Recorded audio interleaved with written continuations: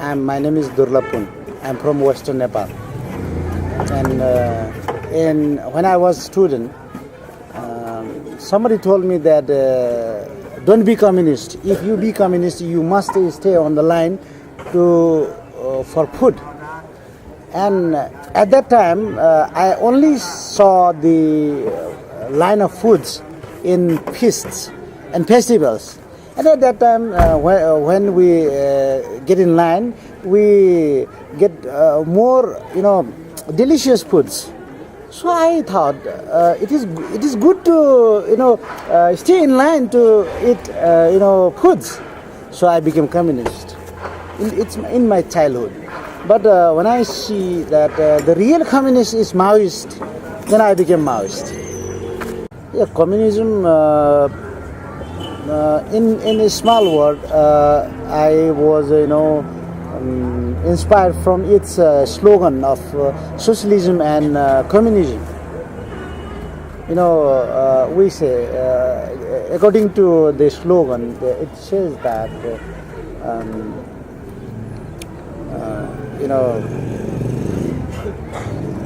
at very first in the socialism, work according to the capacity, and food according to the work.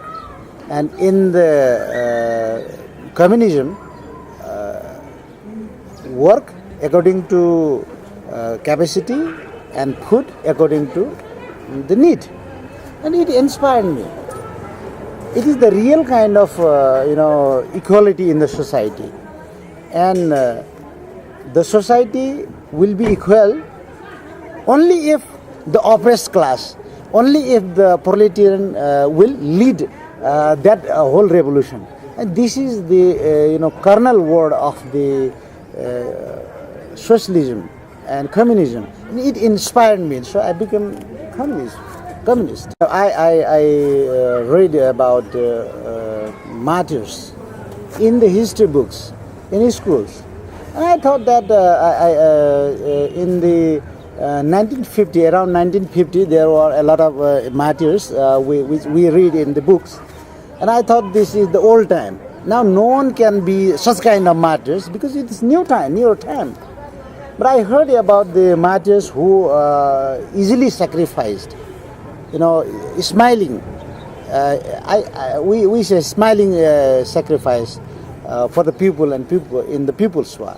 We heard and we read in the papers. So it inspired us, and everybody is, getting martyrdom and doing sacrifice. And why should we get back? We should go forward. So it made an inspiration to my heart, and I became Maoist. I have already told you that why I became communist, because of the activity of the communist students wing, especially UML. UML became revisionist party, and it was also split. From that, I was inactive, and I was a teacher. But during the teaching, the People's War came to my door and knocked my door. So I opened it and I let the People's War come in, and I also involved in the People's War. So I was looking for a real kind of communism, communist activity, and I found the Maoist People's War, which arose a lot of hope to the Nepali people and we young people. So I welcome it. I joined it during People's War, when it was in the war was in strategical equilibrium. At that time, I joined the People's War, and I was I had worked in the organizational sectors, and I worked in the base area in the western part of Nepal. I work in the organizational sector, especially I work in the National Liberation Front, especially Magar National Liberation Front. I belong to the Magar nationality, and that's why I went to the Magar society and Magar people to organize them for the people's right.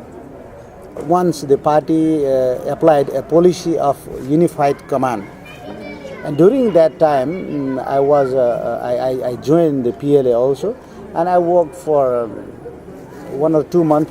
I was a company commissar. Commissar is the political commissar, as the Red Army in the Russian Revolution. And at that time I fought only one ambush.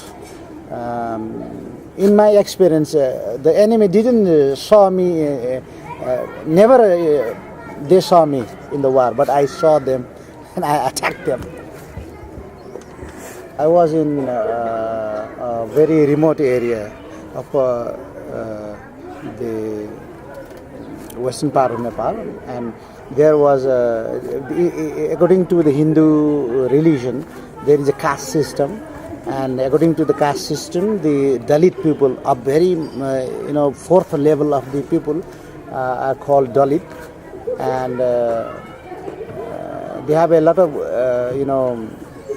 kind of discrimination and oppression. And I analyze it, and I synthesize that they have to do two things. If they will do two things in very primarily, and they can fight against their discrimination. So I told them to take money for their works. Especially there is a custom that Dalit people will work for the higher class for whole year, and when the harvesting time comes, and they go to the door to door and beg for their ways. So this is a bad custom. So I told them to leave this. And another is to greet them as a feudalistic way. We call it jadao. Don't do jadao, and don't take that kind of begging, crops and other, food grains. So these two things, if you will leave, and then you can a little more liberated. So, but unfortunately, they did not do in very first go. But after a very long attempt, they could do this. For example, after 1 year, we sent them in a campaign to convince upper higher caste, and according to the custom, the Dalit not allowed to go inside their room, and not inside their kitchen room, especially. But when the campaigners, Dalit campaigners,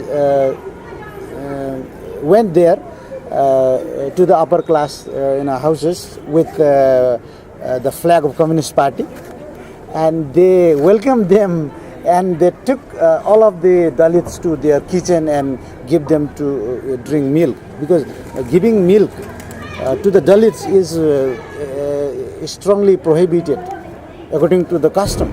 So they did it, and it was some kind of cultural revolution also. So only after 1.5 years, I could see such kind of success. Yes, sacrifice is.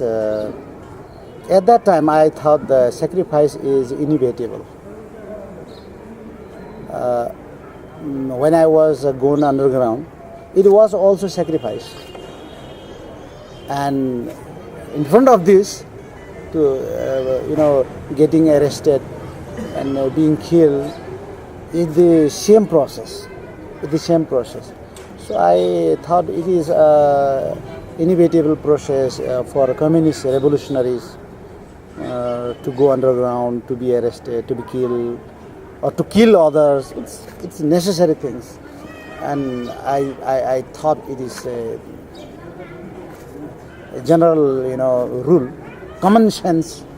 So we did it very easily, and we make contact with people and villagers, and they also accepted us as a friend. So it was life was very simple, no problem.